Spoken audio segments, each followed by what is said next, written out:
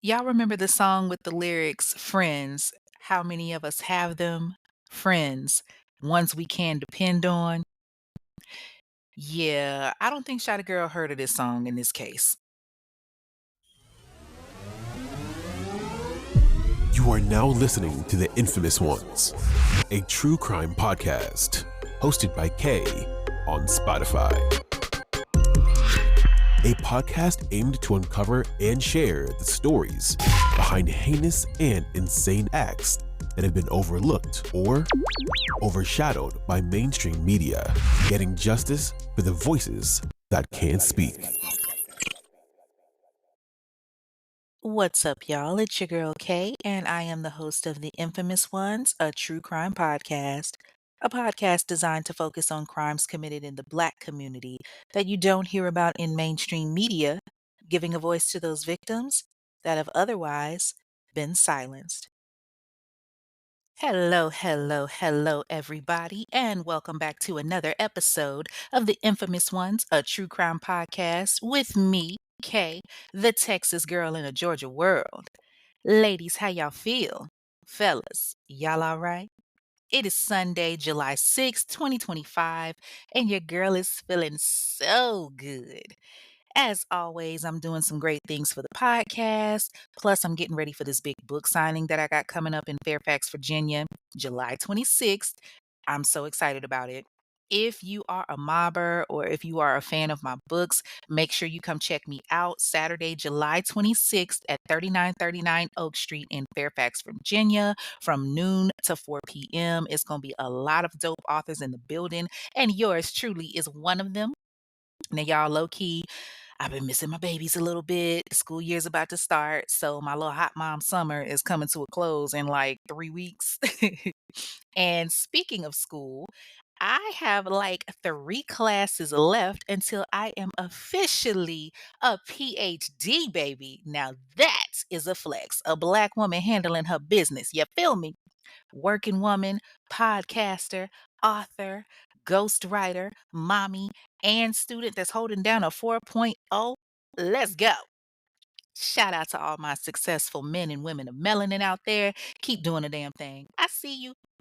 Now, what y'all sipping on tonight for this episode? Me, I'm sipping on some Malibu rum, some AU raspberry vodka, and the blue Calypso punch. Man, I'm trying to do, something a little different. I'm trying to, create different drinks or whatever because, I want to do a signature drink for the October show.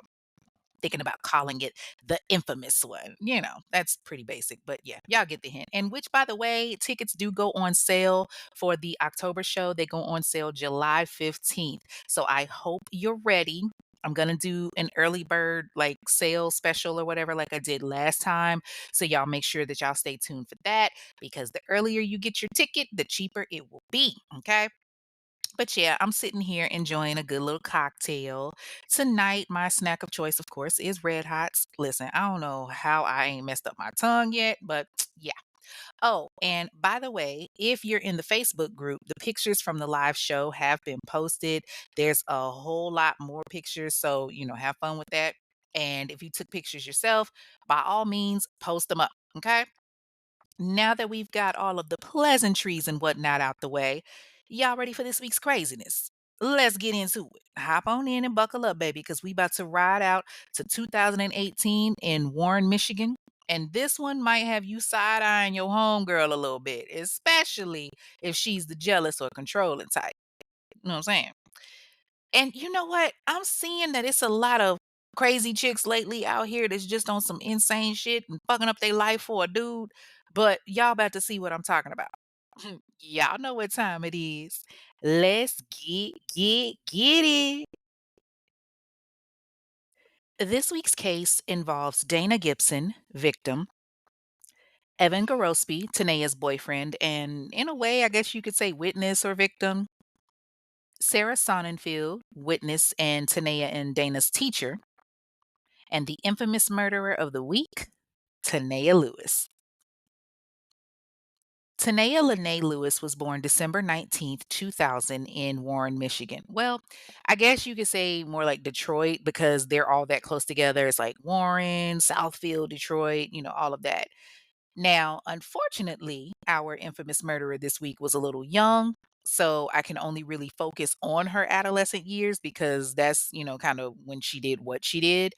But from the research and information that I got, I saw that, Tanea grew up in a very loving household. Her parents were married and she didn't want for anything. She attended Warren Fitzgerald High School, which was a predominantly white high school where she was a great student. She was in the honor roll. She played on the soccer team, well liked the whole nine. And like most girls her age, she was very much into social media and, very much about her looks. From the stuff that she had on Facebook, it was mainly like a lot of pictures of her, with different styles and whatnot, and the little duck lips and all of that. Like I could tell she had very high self esteem. She was very popular and, she even had her little boo thing. It was a boy by the name of Evan Garospi. Now, Evan, he was on the track team and he had a close knit, circle of friends and, he had his own popularity going. Now, Evan was what we call, a rice paper person. He was, a sunscreen sucker. He was from the Wahite tribe, but, that didn't matter to Tanea. He was still her little boo and she loved him. But what she didn't love were the girls that were always around. Even though Tanea was popular and a good student, she had like a bit of a jealous streak about her. She and Evan were together and everyone knew that, and she made sure that everybody knew it. Like she was constantly on his ass about who he talked to and who he hung around. If she saw him with some other females, oh, best believe she was shutting it down. Now, mind you, they are just in high school, but she's very much given Juicy 2 times, "Leave my man alone," like, "And if he sneeze, don't bless him." Like, yo, that song has me weak every time I hear it. Like, I'm like, "Yo, this chick said, 'Don't wish him a happy birthday. Why you happy he was born?'" Like, that's that new level of cuckoo. Like, Juicy 2 Times sound like she would be outside your house waiting to bust your ass if you talk to her nigga, like, dead ass. And I guess Tanea was on the same vibe, but for the most part, Tanea didn't have anything to worry about. Evan loved her.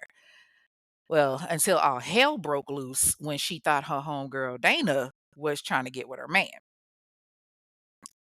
Dana Unique Gibson was born November 20th, 2001, to Preston Gibson and Angelina Ford in Warren, Michigan. And for lack of better words, she was one of those kids that just came out the womb with a life plan. One of the kids that just knew what they wanted to do with their life and started making plans from day one to achieve their goals. That was Dana. She kind of reminds me of my son because he's the same way, like, holding down straight A's, doing all these extracurricular activities and whatnot. For her, she was running track, color guard, marching band, National Honor Society, and she even did the engineering club where she built robots and stuff. She had dreams of being an engineer when she got to college. And, I love that. Like my son is the same way. He has vision and is in everything. Like that's my broke little best friend. Lord knows homie be killing my pockets. But I love that he is so focused and, keeps himself out of trouble. He's always, he'll just hop in the car and be like, "Oh, hey, I tried out for this," or "I auditioned for this," or "Hey, I got this role in this play." And I'm just sitting there like, when in the fuck was you planning on telling me that you was even, when did you plan on asking me, pimp? But, it's good to see him excited about stuff like that and for him to stay busy. And, like I said, the busier these kids are, the better that they are not being in trouble. You know what I'm saying? But at the end of the day, my pockets are still hurting. I'm just saying. But, seeing young folks have goals and plans mapped out, like it shows you that, she's raised right.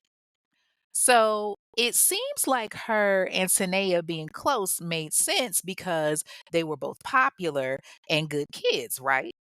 Well, to an extent. See, the one thing that differentiated between Dana and Tanea is the level of loyalty. Now, Tanea expected Dana to be loyal to her and, take any and everything she told her to the grave. And I mean, I get that to a certain extent because it's girl code. Like if I tell you something in secrecy and you my homegirl, with the exception of me like committing a crime or something, I'm expecting you to keep that to yourself. And I mean, shit, even then, if I am committing a crime, I know my people. My bestie gonna be like, I'm gonna take this shit to my grave. Hey, bestie Amanda Boo. Uh, now my other bestie Joe, he gonna be like, yeah, that sucker gonna turn into Stevie Wonder. He ain't see shit. But anyway, it's just girl code. Like if I tell you something and I'm just like, "Oh, bitch, we shooting a breeze or we giving tea, whatever, whatever." I don't expect you to go and tell all of the information. And if it's really your homie like that, they know you. They know like, all right, this is something that's just discussed between us. Because you do have those that are acquaintances and will go run their mouth in a minute, and then you got those that are real true friends. Like living single, say true blue and tight like glue that'll, hold it in. Know what I'm saying? Just don't get you no Regines because Regine couldn't hold water. But anyway, so it's early September 2017. And Tanea is hanging out with Dana one day, and she was like, "Girl, I gotta tell you something." And Dana's like, "Okay, what's tea?" And so when Tanea tells her, I kind of, I got me a little something on the side. Dana's like, "Huh?" And I'm just thinking, girl, why the hell would you tell your friend that you fucking another dude? Like, what was the reason for that? What was the reason? Cardi, child, I wish I knew. Listen, I know I hit that thing early, but girl, it's just some things that you don't reveal. Why would you tell someone who is cool with your man that you out there fucking with somebody that is not your man? Like, are you insane? Like, deep down, I don't think you wanted the relationship, sis. And, Dana, she confused because she's like, girl, you be giving your man hell and you out here fucking around on him. Like, where they do that at? But, Tanea and her little Caesar's pussy didn't give a damn. Y'all act like y'all don't know what little Caesars mean. That hot and ready. That's what she had, that hot and ready pussy. Okay. But I'm just sitting back like, why would you reveal that to her? And she's just like, yeah, Evan ain't hitting it like this other dude is. And Dana's just like, wow, like that's crazy to her. Evan is her friend. They're on a track team together, running cross country. So, they see each other a lot. And she wants her to carry this. Like, but Tanae is her girl too. So she gotta be loyal. But Dana wasn't built like that. She wasn't, feeling her friends controlling everything that her man did and, who he hangs around, all of that. But then in the same breath, you out here messing around on him. Now, a part of me is like, these are high school students. They shouldn't be hung up on relationships like that anyway. But y'all know how it is in high school, especially, your senior year. You think you got life figured out. You planning on, being together in college and talking about what your career is going to be and all of that, knowing damn well it ain't going to go like that. But I guess it sounds good in theory, I guess. I don't know. Besides, all Tanea knew was that she wanted to be with Evan long term. Like, yeah, she did her thing, but she wanted to be with Evan. I mean, granted, she also wanted to get dicked down by some outside meat too, but okay. She- Somebody said she wanted the surf and turf. Like, damn, she wanted the fish and chips. You know what I'm saying? Anyway, so it's September 11th, 2017, and Dana and Evan have a track meet. Now, like I said, they run cross country together and all of that. So while they're on the bus on the way back from the track meet, Dana tells Evan, listen, I got to talk to you about something. And, Evan isn't thinking anything of it. He doesn't realize how serious the situation is. So he's like, okay, what's up? And she looks at her friend and she tells him, Tanae is cheating on you. And Evan isn't believing it because he knows how Tanea is. She's possessive over him. She's, damn near stalking him. She's talking about him nonstop. She's controlling. She loves him. There's no way that she could be messing around on him. But Dana tells him it's true. She told me herself that she slept with somebody else. And now, Evan is mad. Like he's been putting up with Tanea and all of her controlling ways, and she got the audacity to do that to him. Like you actually fucked around on me and got me out here looking stupid. Now, Dana, she's just trying to look out for her friend, but she knows that she's betrayed Tanea too, especially when Evan text messages Tanea and he's going off. What the hell, Tanea? You're cheating on me. You slept with somebody else. I can't freaking believe you. I don't know if that's really how he sounds, but again, this is a predominantly white school and she's dating a white boy. Listen, I'm just going with it, okay? Don't judge me. But when he's messaging her, what the hell, Tanea? You cheated on me. Tanea is caught all the way off guard. See, that's what you get. You should have just shut the hell up and took your dirty secret to the grave, but you out here bragging on another man's dick, which is a mistake that way too many women make, by the way. Like you brag on a man's penis to a chick. Either one of two things is gonna happen when you do this. She either gonna try him for herself because you done bragged on this nigga's dick, or in this case, she gonna snitch. And that's exactly what happened. Dana told her friend what her other friend was up to. She was worried about her friend getting hurt. What if, Tanea would have given him something? Or what if Tanea would have got pregnant? Then what? Like, it's a lot of variables that come into play. So, Dana feels like, hey, I'm doing the right thing by letting Evan know. It's just too bad Tanea didn't think that. So when Evan hit her up and asked her if she had fucked around on him, oh, she was hotter than a Georgia summer, baby. Who told you that? Where'd you hear that from? But she already knew. It's process of elimination. It was her friend, Dana, that told. And, Evan wasn't going to tell her either. He was just like, just answer the question, Tanea. You're worried about the wrong thing. And that had Tanea mad. Like she's at home, doing her thing while her man and one of her closest friends are together talking about her. So all of these thoughts are going through her mind, and she's just like, how the hell does my friend go telling my man what I'm doing? How he just gonna come at me like that? She did that shit because she wanted for herself. That's why, oh, he got another thing coming if he think I'm gonna let him be with that bitch. So, she's still fuming and she's got all these delusions in her head that Dana wants her man. And so she decides to send both Dana and Evan a text message and she's telling them, I got something for your ass tomorrow. Now, the two of them get these text messages, but they don't think anything of it because, after all, Tanea is the one that's in the wrong. She was the one that was fucking around. But Dana telling Evan what she did, nah.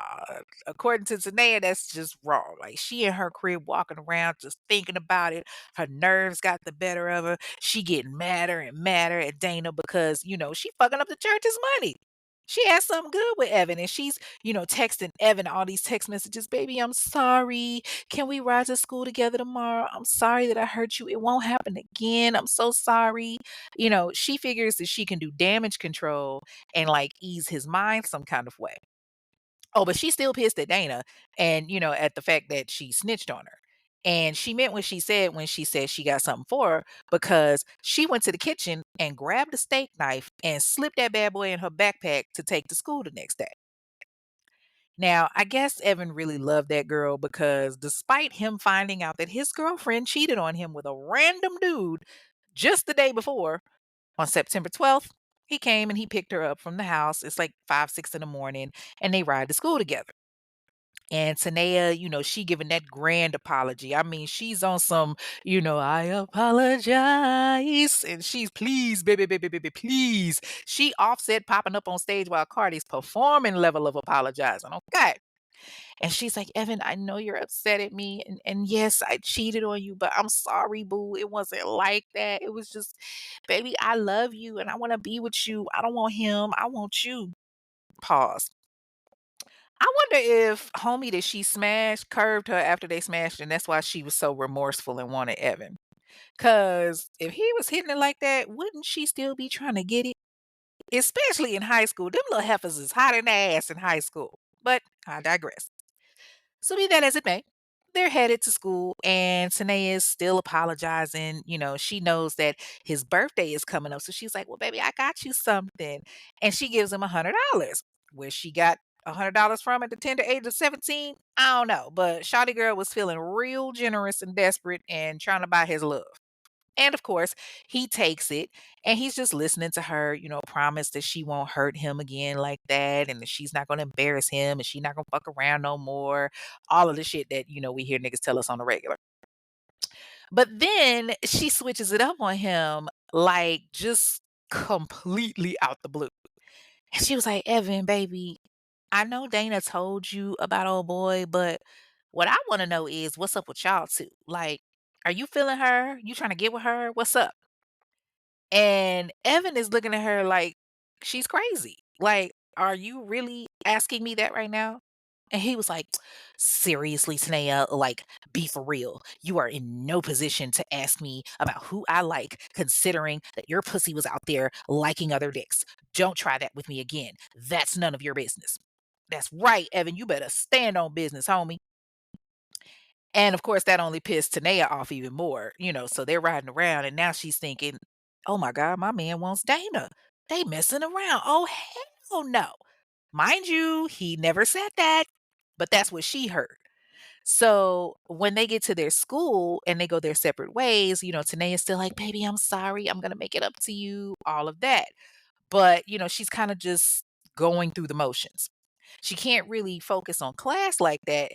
And hell, all of first period, she's thinking about how her man talked to her and how she just knew that her man and her friend were hooking up. Looking for a book that resonates with your soul? Well, look no further than Author K, a master ghostwriter, storyteller, and author who weaves tales across multiple genres, from heartwarming romance to gripping urban horror. Whether you're searching for a contemporary romance that sweeps you off your feet or street lit that reflects the realities of life, Kay's writing speaks to the heart of every reader. Her work also passionately highlights the Black Lives Matter movement, bridging narratives that matter. Dive into the journey of discovery, empowerment, romance, and connection through Kay's incredible reads. Visit www.mizk.com today and dive into a world of unforgettable tales. That's www.mzkaye.com.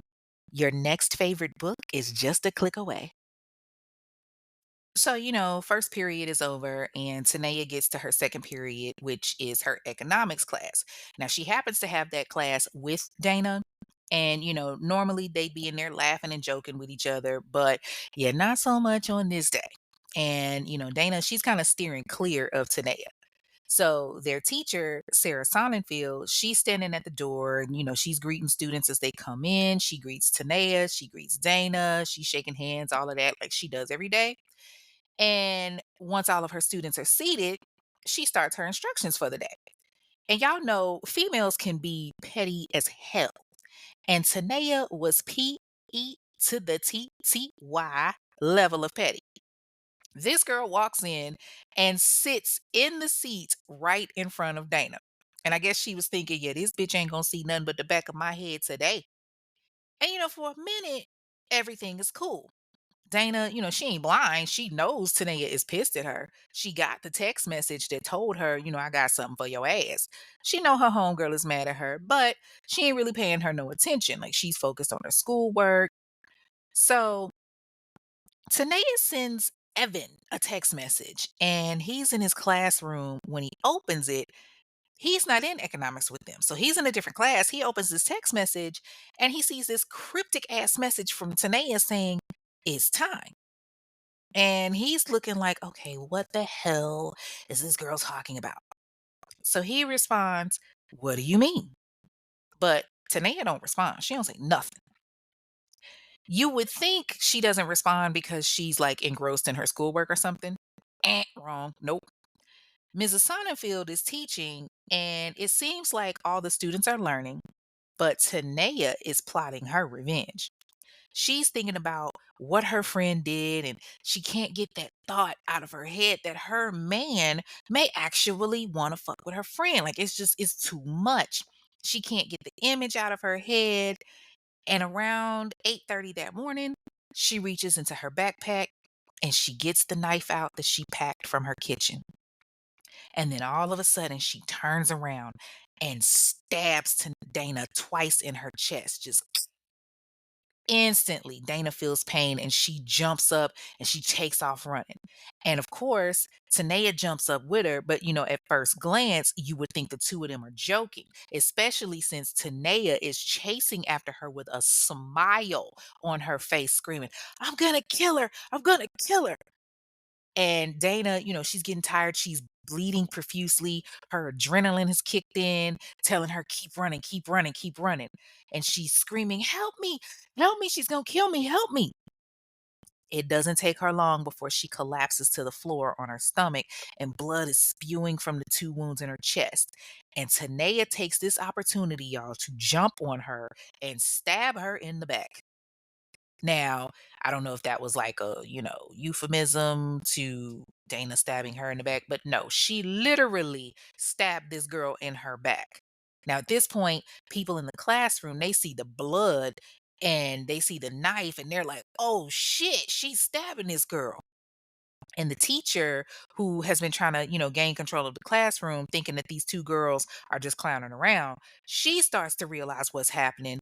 And her superhero mode kicks in because she has to think about all these students. She don't know what kind of demon time Tanae is on. She don't know what transpired between the two of these girls, nor does she care. All she knows is that one of her students is laying on the floor bleeding.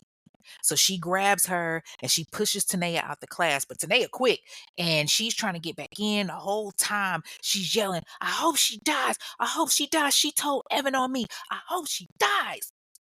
Like she's doing that weird laughing and crying thing. And this is where I start to think, No, you done fucked up, right? No, no, no, no, no, no, no, no, no, no.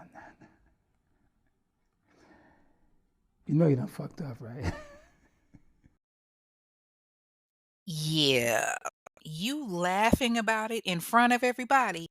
Oh, baby, the way they about to lock your ass up, the way you about to fry, the way they about to make sure that they lock you up under the jail.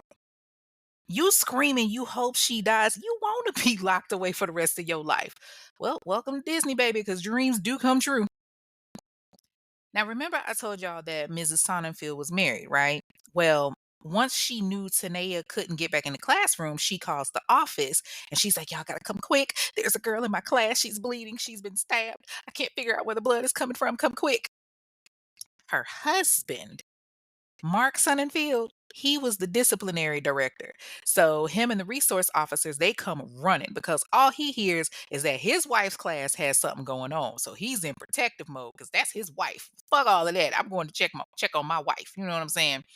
And so meanwhile, his wife, she's trying to help get the kids out of her class and away from Dana until help arrives.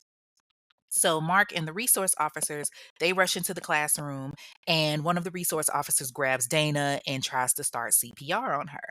And she's bleeding like crazy. And the whole time Tanea is in the hallway laughing like a cuckoo, talking about I'm gonna kill her, I'm gonna kill her, I hope she dies, fuck her, acting all kinds of crazy. And Evan, he's still sitting in his second period class trying to figure out what that text message meant that she sent him.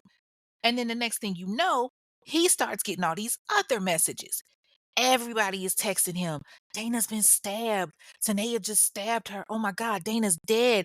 Tanea's going crazy. All kind of stuff, right? And Evan is rocked. He didn't want to believe it at first, but it was true. So he starts texting Tanea, what the hell? Why did you do this? How could you do this? He's just in disbelief. So Mark is in the classroom with his wife. He sees the knife on the ground and gets a towel and picks it up and tosses it in the trash. Now here's the irony. Just 2 weeks before Tanea decided to stab her friend, the staff at the school participated in mandatory training for situations like they were experienced. Like, damn, that's something you never want to have training on because you never want it to happen to you. And now the reality is it's happening. But reality is also setting in for Tanea. She's locked in a classroom at this point, and at first, Tanea, she's laughing and carrying on, just screaming how she wanted Dana to die. But then it hits her. Oh shit, I just killed my friend. Like I just stabbed her. What did I do? Oh my God, what have I done? Like, you lost your fucking mind is what you did. You killed your homegirl over your cheating ass ways. Now you sitting in the classroom with the resource officer while your friend is being rushed to the hospital and all 20 of your classmates are traumatized from what you did right in front of them. But I digress. So Evan calls her and she's just babbling him, I'm sorry. I'm sorry, Evan. I'm so sorry. Meanwhile, they rush Dana to St. John Macomb, which is a hospital in Madison Heights. But sadly, at 9:24 a.m., doctors pronounced her dead. She had succumbed to her wounds, two stab wounds to her back and two to her chest, which, according to the Oakland County Medical Examiner, her lung and her heart had been punctured, which caused her to bleed out at a rapid rate. The entire school was just heartbroken. Her classmates were crying naturally. Parents were concerned about the safety of the students and their kids. I mean, Tanea did just walk her ass inside the school with a knife in her bag, like it was nothing, you know. And parents were really concerned about that because they're like, okay, well, shit, we might need metal detectors. Like, if she can just come into the school like this, like it's nothing, our child could be next, even though it was an isolated incident. You're not thinking about that. You're just thinking about the safety of your kid. And now parents are like, okay, why didn't we have metal detectors in place for something like this? She was able to bring a weapon into the school. Now the school had to issue a statement because of the concern from, the parents, the students, and hell, the staff. It was one of those typical, our thoughts and prayers are with the family. This is such a tragedy, resources and counselors, blah, blah, blah, blah. But specifically, it said, we are deeply saddened to share that the Fitzgerald High School student who was stabbed this morning passed away at the hospital. Our hearts and prayers go out to the student's family, and we offer our deepest sympathy. Students at Fitzgerald High School were released at 10 a.m. this morning. On Thursday, September 13th, Fitzgerald High School will be closed. However, the middle school and elementary schools will be open. At the high school, we have deployed additional counselors, psychologists, and social workers for students and staff who need support during this difficult time. Students and their parents may come to the high school between the hours of 8 a.m. and 2 p.m. for support and assistance. We are working very closely with the police department on this matter, as well as conducting an internal school review of the incident, which will review all of our current safety procedures and protocols. This is a time of mourning for the Fitzgerald community, and we ask for you to respect the privacy of the victim's family. See what I mean by standard? So, since the school was out on the 13th, I guess the students decided to get together and host a vigil for Dana. Listen, they were some really quick organizers because they didn't have just any vigils. Like, these babies were all in purple. They had purple balloons to release for Dana since that was her favorite color, like the whole nine. Now, her mother, Angelina, was too, distraught and too messed up to attend. But her father, Preston, he came with her aunt, Christina Ford, so that, all of Dana's classmates and friends could pay their respects. Tanea, of course, she was taken into custody because, hell, she couldn't deny that she did it. There were 20 witnesses, and shit, she admitted it on the phone to Evan. So she gets taken into the interrogation room with Warren Police Detective James Twardesky. Who are these names? So, he's asking her all these questions about her relationship with Dana, and she's back to mad again. She's just like, I don't like her. I hate her. That's going to really make them think that you innocent, boo. But she goes on to say, Evan was the love of my life. Yeah, we had our problems and we broke up, but we were working things out. We were getting back together and Dana ruined everything. Not you fucking another dude ruining everything. Not you letting another dude stick his dick in you ruining another thing. Not you being controlling ruining everything. Nah. Your friend telling her homie that you fuck somebody else and keeping him safe and not putting him at risk of an STD is what ruined it. Okay. On September 13th, 2018, Tanea Lene Lewis is charged with one count of first degree murder in Macomb County. She went before the judge, Suzanne Founts, via video chat to see if she could get bond. But y'all know with murder, like the likelihood for bail or bond or whatever it is slim to none. So her attorney was trying to tell the judge how, she had never been in trouble before and how she was an honor student. And as suspected, the judge was like, no. this chick just killed a girl in cold blood in front of her entire class. So she was denied bond and held in the county jail where she sat for 735 days whew, until her trial. Why it took so long for her trial, I don't know. You know what? Actually, no, I take that back. I do know. So what I found out is before Tanea was supposed to go on trial, there was a prosecutor by the name of Eric Smith that was supposed to try her case. Now, he had requested the death penalty for Tanea despite her age because he felt like the crime was that severe. But before the trial could start, Eric got accused of embezzlement, which ultimately put him in some serious jeopardy, and he had to resign from the position of county prosecutor. And so, because of that, the case needed a new prosecutor, which is where Jean Cloud gets appointed. So, the new prosecutor looked at everything and withdrew that request that Eric had put in and basically said that it wouldn't meet the requirements for incorrigibility. So, Tanea has her attorney, Mark Brown. Oof, y'all. Mark Brown had these struggling locks. Like, y'all, I wish y'all could see what I mean. He had locks, but there was only like three at the top of his head. Majority of them were on the sides or at the back. I swear them things looked like they was holding on for dear life. Anyway, I'm sorry. Let me get back on track. So her pretrial date was set for September 27th, 2018, and then her probable cause hearing was set for October 4th of 2018. And with that, that's when all the witnesses can come and testify and determine like just how much hot water she's in. So on September 19th, 2018, Dana's funeral is held at the New St. Paul Missionary Baptist Church. Her family was there, of course, and the community turned out for Dana. And it was so sad because the pastor had said something along the lines of, it's Wednesday. She's supposed to be in school right now, but yet we're here, mourning her death. We're here to celebrate her life. We're here having her funeral instead of her being in class. And Tanea's preliminary hearing got pushed back to February 15th, 2019.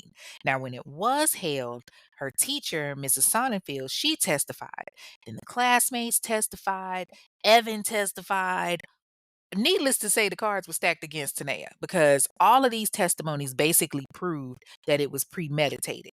And it didn't help that she had the text messages that she sent Evan with the whole it's time thing. So, okay, one thing that really pissed Dana's family off was that the prosecutor ordered a psych eval on Tanea because her attorney decided that he wanted to go with the whole insanity defense and request a not guilty verdict.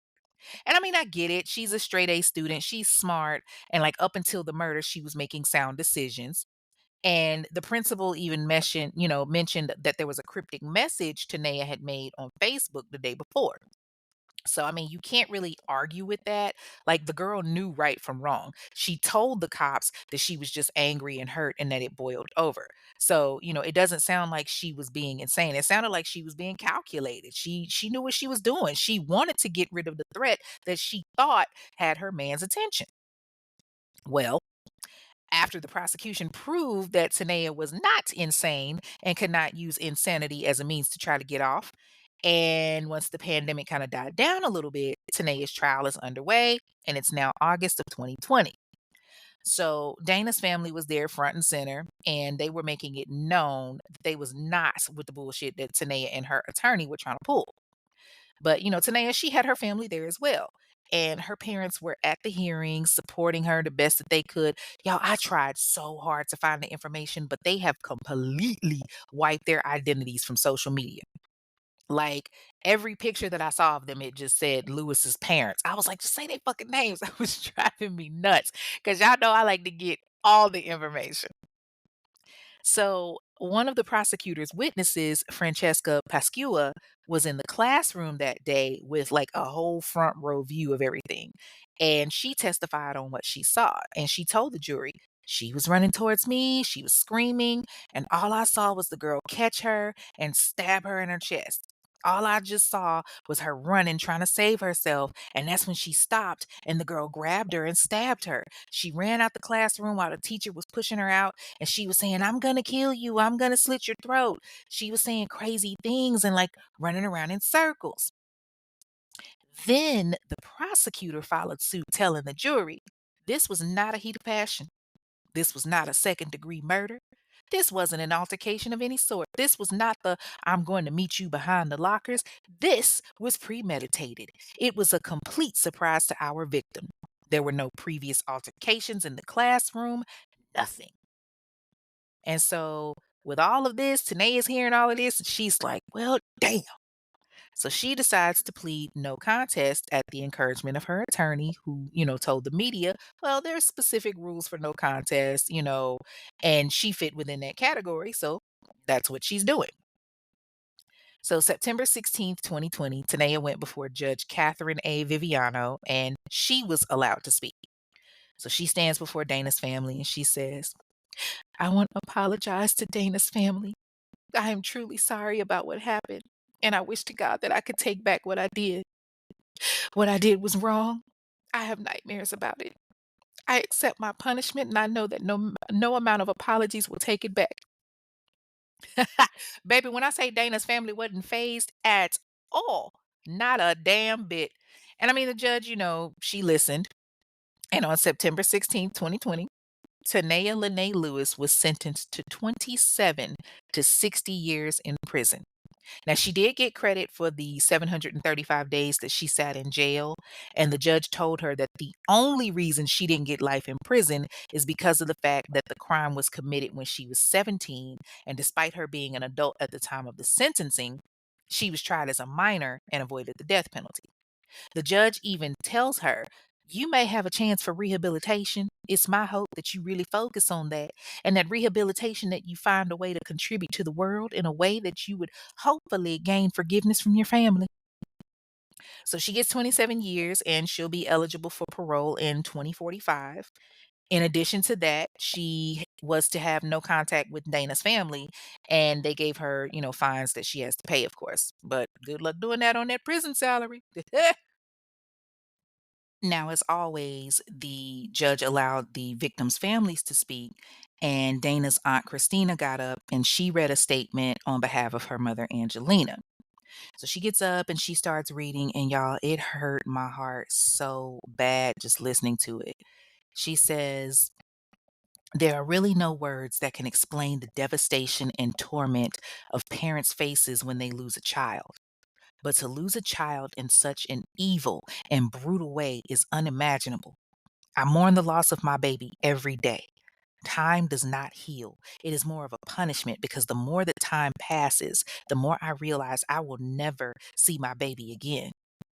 Every parent believes their child is special. My baby was more than special. My baby was exceptional in every extent of life. My baby was mentally, physically, and spiritually unique. She knew what she wanted in life and put all her efforts towards achieving greatness.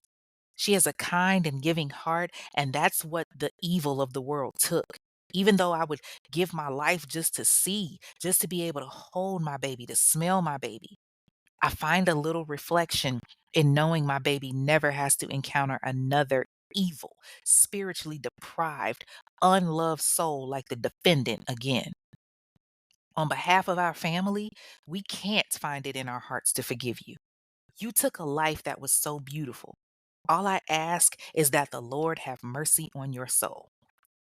Oof. And I get it. Like that right there, when she said we can't find it in our hearts to forgive you, so many people, and it's not to say that I don't applaud those that do. I do applaud those that can find it in their hearts to forgive. I'm not there. I'm not there. If you take my child from me, I know I will never forget. I may say it, but deep down I know I don't. Like there's I can't even be mature enough to say yes, I can forgive you. I know God says that we have to forgive those that sin against us, but God, you're gonna have to understand on this one, big homie. We're gonna have to have a conversation, because nope. Mm-mm. Nope, and all of nopedoms. Now, after finding out that she only got 27 years, it really didn't get any better, because then Dana's aunt, Vernita Johnson, she speaks up. 'Cause she's pissed when she heard that. She was like, oh, you want us to do nothing? You want us to let you all handle it with you only getting a slap on the wrist? Imagine if this child, your auntie, your brother, your sister, would you want this person dead or in jail for the rest of their life without a chance of them getting out? just a chance to get out and have whatever life she has left. Yeah, it's going to be hard for her to get a job because she has a felony, but so what? She gets to see her people. She gets to have kids. She gets to still get married. She still gets to do all of that. My niece doesn't. Baby Tanea looked like she was ready to shit bricks when her auntie got up there, as she should. And although they're not all, face to face because of COVID, she still has to carry that because she had already did 2 years in jail. She knows now what she's facing. So the earliest that she could be up for parole is August 11th, 2045, or at the latest August 11th, 2078, if she's held for the full maximum of 60 years. Ooh, fuck, that sounds like a long time. But she gets taken to the Huron Valley Women's Complex in Ypsilanti, Michigan. Now, Dana's dad also said something after Tanea gets sentenced, and honestly, it kind of rubbed me, it rubbed me a little wrong. I mean, I get it. He was giving his victim statement and all of that, but it just, okay, I'm gonna let y'all judge it for yourself. So this is what he says. He says, "The loss of my daughter changed the world because my baby, those were my intentions. My baby told me that she wanted to go to school for computer engineer, and she was in school learning how to build robots. I feel like I was robbed by the system. I feel like I was robbed by her mother, and I feel like I was robbed by a teenager. Although my baby not here, I'm still paying child support. My baby dead, and I don't get no justice for it. Everybody who played a partner at death, fuck y'all." Um, sir, please don't bring your personal business into this. You talking about you was robbed by her mother. Who? Angelina? How were you robbed by Angelina? Or did you mean Tanea's mama? Because it sounds like you meant your baby mama, Angelina. And that's not cool. Not to mention you talking about child support. So because you owe back pay, you got to let everybody else know that? Like you basically letting everybody know you wasn't taking care of business from what it sounds like. And I'm kind of wondering if the reason why Angelina and him was not in the same place is because of that. Especially if he blaming her. Like she wasn't there for the vigil, she wasn't there for the sentencing. I'm wondering if he the reason why she wasn't there. Like that was just all the way odd to me. I don't think he realized how that came off. Dana's family is continuing to heal and trying to grieve through the pain of losing such a beautiful individual. The last I saw Evan, he was a DJ in Michigan still. And of course, Tanea, she lost him because he done moved on in his life. He ain't about to be prison bay. He ain't even thinking about her. And Tanea, well, she's good old inmate number 636741 at the Huron Valley Women's Complex still. She'll be eligible for parole September 11th, 2045. And that, ladies and gentlemen, is the story of Tanea Lewis, the walking definition of hearing what you want to hear. And now it is time for a fair or foul, where we take a look at the justice system to determine if the sentencing that was given was fair or if it was just some bullshit that's going to have us sitting back thinking, what the fuck? Now, with Tanea getting 27 to 60 years, honestly, I'm going to say fair. Only because I do feel like, despite the fact that she was on some dumb shit, she was still a child in a certain aspect. This is one of those situations that I'm looking at your village around you. First of all, mama, you are a 17-year-old at the time that you did all of this. If your mama hadn't told you already, you are too young to be trying to handle everything and trying to do all of this and trying to be so serious with a boy. You and this Evan boy clearly had your share of problems because y'all had already broken up over the summer and yo loose as a goose ass was out there hoeing around. You were the one that cheated on Evan. You broke what trust y'all had. But because he didn't respond to your demands and because he didn't give you a precise answer like you liked, now an innocent soul is lost. You obviously had issues with Evan that had nothing to do with Dana. So the fact that you tried to use her as an excuse for the bullshit that you were doing is bizarre to me. You and him were having problems long beforehand, one of which was your infidelity. And a part of me feels like you were jealous. A part of me feels like the fact that you were so upset at the fact that Evan could possibly like Dana just destroyed you. Dana had everything: the looks, the smarts, the drive, the loyalty. And what boggles me is how the hell are you the one doing dirt? And then you turn around and question your man about who he's liking. You was liking a whole nother dick, man. What you mean? And let's not even get on how you handled it. You sending threatening messages to their phones talking about, I got something for you. I'm sorry, but ain't no dick that's worth my freedom. Ain't no dick that's going to make me sit back and say, hey. I'ma go take a steak knife and put it in my backpack, go to school and stab my friend because I'm mad that she snitched on me for cheating on my man and ended up and then I'ma end up in jail with this bleach blonde fro looking like Ursula from Set It Off. Ain't no way in hell. At the end of the day, you clearly had options. You was clearly fucking somebody else. Or better yet, here's a question. Was it a situation where you was smashing this dude and they wasn't feeling you? Is that what made you say, "Oh, I want Evan"? But even then, you're a senior in high school. You about to go off to college and make something of yourself. Instead, you fucked around and got yourself caught up. You killed your friend. You killed your friend in front of y'all's classmates and other people. You laughed about it like it was nothing wrong, and you screaming the whole time, "I hope she dies. I hope she dies." But then got the audacity. Guess what? She did die. You got your wish, you raggedy ass. At the end of the day, you thought that shit was funny.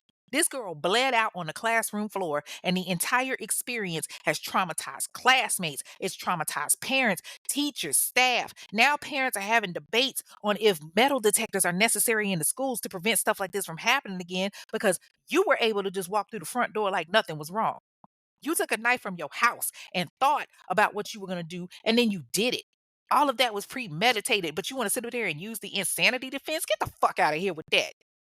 All of this was thought out. It was calculated. It was planned. None of that just happened. You sat in front of Dana on purpose. You turned around and stabbed her in the chest on purpose. You chased her around the classroom with that same knife on purpose. You laughed as she took her last breath. You told the investigator you hated her. And only then, when you were in front of the judge, did you start to feel sorry. Now all of a sudden it's, "Oh my God, I fucked up." But it's too little too late. Now Evan is going on with his life. He's doing his thing without you. And at the very least, had you not killed Dana and had you and Evan just broken up, guess what? It's high school. You would have met somebody else. You would have gone off to college and got you some new dick probably the first day. But no, you were so in love that you cheated. So in love that you fucked another dude. So in love that you was so controlling over everything that he was doing. I don't think you're sorry. I don't feel as if you've truly learned your lesson. Hell, you were smiling in your mugshot. I'm gonna post a picture of that shit so y'all can see it. This bitch was for those of y'all that watch me on TikTok, Instagram, and all of that. You see the little videos that I post every week. Yeah, that video that I posted is of her mugshot. She is smiling. You were legit smiling in your mugshot like it's glamour shots and not what people will see for the rest of your life until you get out of prison and even after. 27 to 60 years is suitable, and I'm praying you do the full 60. You've been in there since 2020, so at the very earliest you'll be damn near 40 at release. Dana's auntie was right. You'll still have a chance to find love and have a family and all of that, but Dana won't. You destroyed that for them. Oh, and speaking of Dana's family, that whole thing with her daddy, like I said, that shit rubbed me the wrong way. Like, I am really hoping that he was talking about Tanae's mom somehow robbing him and not his child's mother, because how did she rob you of you not paying your child support? Then to let everybody know that you were paying child support for a child that's deceased, like you said, my baby dead and I'm paying child support. Like, what was the reason for that? What's the reason? Yeah, y'all got a bonus one of those tonight. Like, I'm sorry. I'm trying to focus on the victim, but that just didn't make sense to me. Cause I'm side-eyeing the hell out of you, wondering if you was really in this child's life like that. Like, who just randomly says my child dead and I'm still paying child support on her? Like, that's some messed up shit.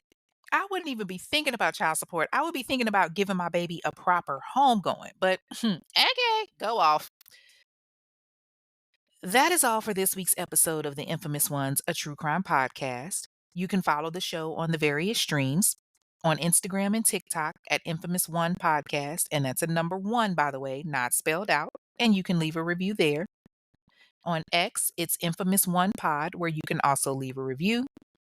On Facebook, you can join the private discussion group, the Infamous Ones discussion group. You have to answer the questions to get in. It will recognize a bot, so please don't try me. Just answer the questions. Come in, take a seat, introduce yourself, and tell us what you're sipping on. Oh, and invite your people to the group, y'all.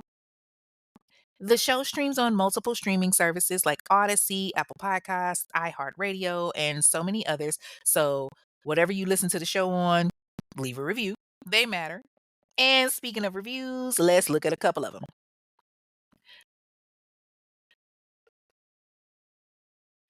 The first one comes from Spotify from Kimberly, and it's on the That's My Baby episode, which was the episode last week where old girl Tasha had shot her friend or shot her schoolmate to steal her baby. And it says, "Hi Kay, I just want to say I fell in love at first listen, if that's a thing." It's a thing.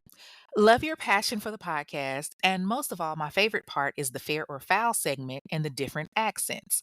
I have binged all episodes. I always listen to your podcast when I have a bad day. 10 out of 10, chef's kiss. Mwah. Shout out from Nigeria. Hey, shout out to Nigeria. That's what's up. Listen, I really appreciate that. I am loving that y'all are listening from the international countries and continents. I love it, love it, love it. Y'all don't really, pump my head up with that. Shout out to all my international listeners. I know I've got some from Botswana, I've got some from Canada. I don't know. Some people consider Canada, international, some don't. But either way, I thank you. Okay. The listeners from England, the listeners, I think I have one, if I remember correctly, there was a listener from Korea. Like, I'm loving it. Like, hopefully, I can get y'all to one of these live shows. Okay. The next review comes from Apple Podcast from Always on Their Mind, and it's captioned 5 stars, good storytelling.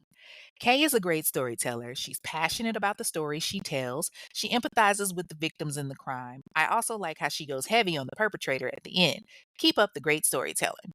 Now that really makes me smile. Like, I love y'all so much. I love being able to balance and, go heavy on the perpetrator and then, still be able to pay homage to the victim or the victims, still be able to bring light to their stories, but also bake these damn perpetrators at the end because they be trying it. Okay. I try to entertain y'all, but give y'all the facts. So I definitely appreciate the love. Oh, as always, feel free to check my website, www.mizk.com. That's www.mzkaye.com for merchandise. I've got shirts for the show. Y'all saw them at the live show. I have the official Mobbers shirts. I've got tumblers now as well for the podcast. Plus, my books are on the website, of course. You can check them out, see what upcoming events that I have, and enjoy. Everything is up there. So, yeah, again, check out www.mzkaye.com. Now, y'all, I have a special announcement. Drum roll, please. That's my drum roll. Don't judge. You asked, and the sponsor answered. I am adding a show date. That's right. I am adding a fourth live show date. Now, we know I've got Charlotte, North Carolina in October of 2025, Miami, Florida in January of 2026, and Dallas, Texas in March of 2026. Well, now we've got Maryland in February of 2026. So for all those that was in the group and all of that's been shooting me these emails saying that they wanted something up north, you better be the first one to get your tickets when they go on sale. They ain't going on sale yet though, but they will, okay? So February 2026, Maryland, I will be in the building. In the meantime, in between time, the tickets for Charlotte show will go on sale July 15th. And I am so excited to see y'all in person. We're going to have a whole vibe. There's going to be a signature drink, free drinks for everybody, a great show. So stay tuned for that. If you want to support the show or if you're feeling the spirit, meaning that liquor we've been sipping on, click that link at the bottom of the screen from whatever app you're listening to this episode on and hit listener support to subscribe. You can also donate via the Cash App at $infamous1pod. That's $INFAMOUSONEPOD. And donations go toward court documents, interviews, inmate calls, etc. As always, shout out to the popcorn donation crew or the Red Hots crew or the Hot Tamales crew or the liquor crew, whatever you want to call it. I appreciate y'all. If you have a case that you want to hear more on that you feel has been ignored in the Black community, if you want to inquire about ad space, or if you want to leave a review, send an email to infamous1pod@gmail.com. That's INFAMOUSONEPOD@gmail.com. Once again, people, please share, share, share. The podcast is growing by the week, by the day, by the minute, and it means the world to me. So please keep sharing. Until then, y'all know what it is. I'm your girl Kay. Thank you for tuning in, and I will see y'all next week with a new episode. Stay mobbing, y'all. Peace. Thank you for listening to this episode of The Infamous Ones, a true crime podcast hosted by Kay. Be sure to like and comment on your favorite podcast platform and subscribe so that you never miss an episode.